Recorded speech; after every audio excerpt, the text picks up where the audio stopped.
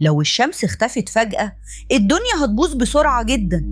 بس أول 8 دقايق و20 ثانية مش هنحس بحاجة خالص، كأن مفيش حاجة حصلت، لأن دي المدة اللي آخر شعاع من ضوء الشمس بياخدها عشان يوصل.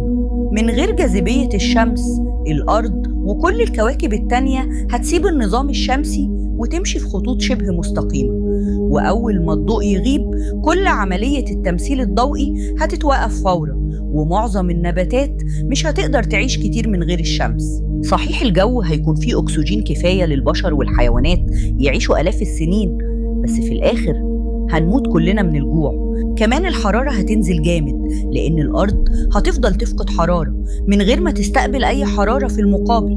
بعد حوالي أسبوع واحد من غير الشمس درجة الحرارة على سطح الأرض هتنزل لحد الصفر، وبعد سنة تقريباً هتوصل لسالب 100 درجة مئوية تحت الصفر، ودي طبعاً كارثة. البشر والحيوانات مش هيقدروا يعيشوا في البرد ده. الأماكن الوحيدة اللي ممكن تفضل فيها حياة هتكون المناطق الحرارية زي إيلوستون أو أيسلندا اللي فيها حرارة طالعة من جوف الأرض.